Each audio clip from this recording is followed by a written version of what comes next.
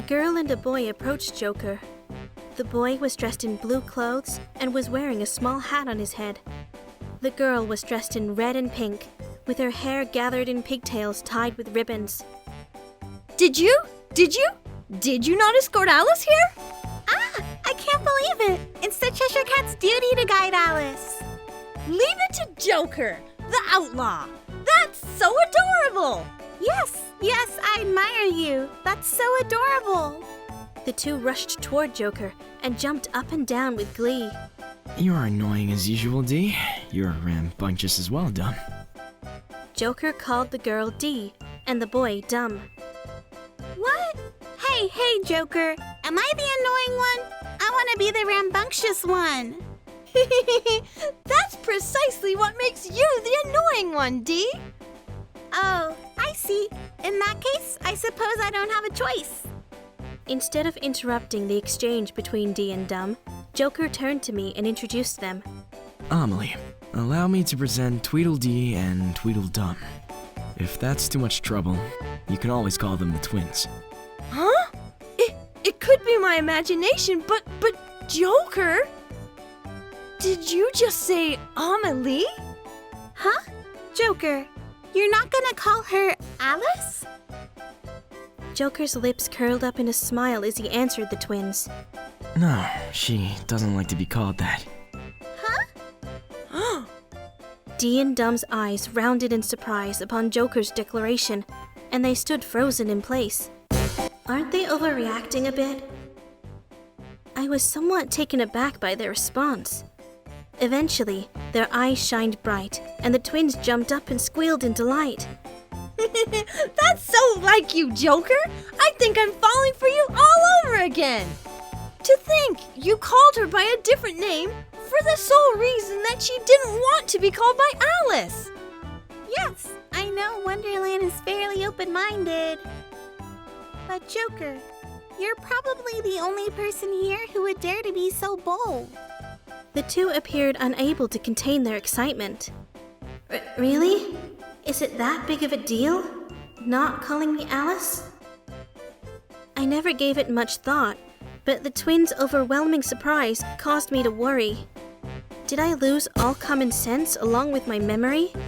There are so many things I don't understand. But there was one thing I did know for sure. The twins adored Joker. He was much loved. If Joker has fallen for you, then you must be quite a girl, Amelie.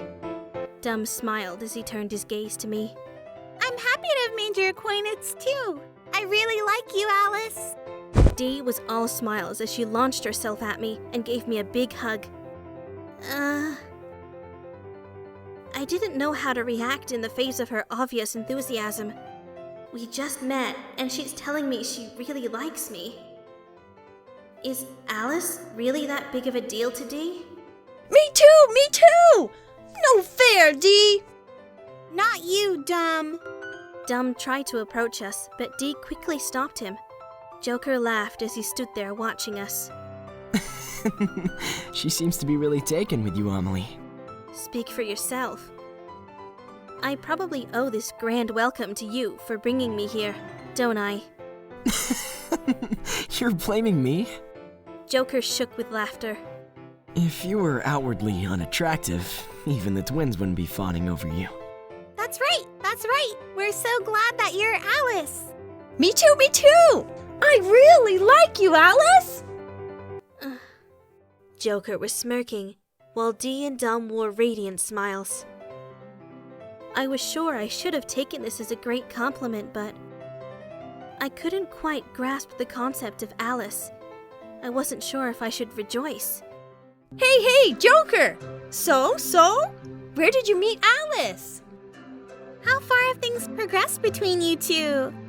Oh, may I ask what you like about Alice? What about your first date? Where did you go? The twins bombarded Joker with endless questions. Considering my predicament, I don't have time to stand idly by. Excuse me.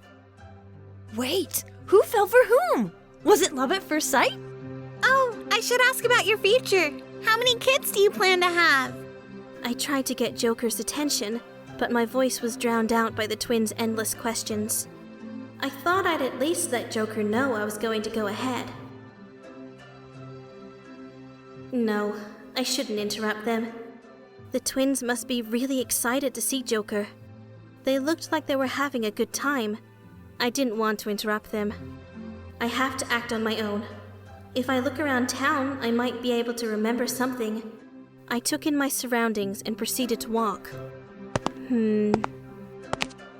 At the moment, nothing triggered my memory. I walked alone as I searched for possible clues that might help me remember. Excuse me, young lady. Is everything all right? You seem to be searching for something. Suddenly, a voice called out to me. I turned toward the direction from which the voice came and was met by the sight of a gentleman standing there. Have you lost your way? I suppose you could say that. Was he worried about me? I felt a little guilty. I'm looking for my way home. The gentleman seemed to ponder my answer. I see. I happen to know the way to Alice's house. I looked up in surprise at the gentleman. Alice, that's me, right? My interest was piqued by the first possible clue. Suddenly, the gentleman grabbed my wrist. What are you doing? I was frightened by his unexpected strength. Sorry, old man. I need you to let go. Joker appeared and tossed the man aside. Ah! The surprise of the impact had the gentleman wailing in agony. Joker, why? Did you notice, Amelie? Joker cut me off as he spoke. That man was trying to put a ring on your finger. The gentleman stiffened at Joker's observation. I hadn't noticed a thing. Judging from the man's reaction, it was glaringly clear that Joker was telling the truth. Anyone who's familiar with this would recognize it. A spell of enchantment has been cast on the ring.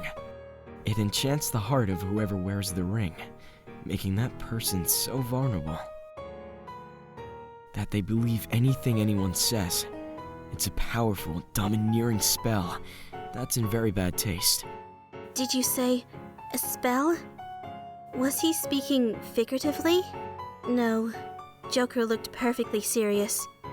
I was perplexed, but I did decide to ask him. And what about that ring? Yes, it looks good on his finger, doesn't it? The gentleman looked at his finger and widened his eyes in surprise.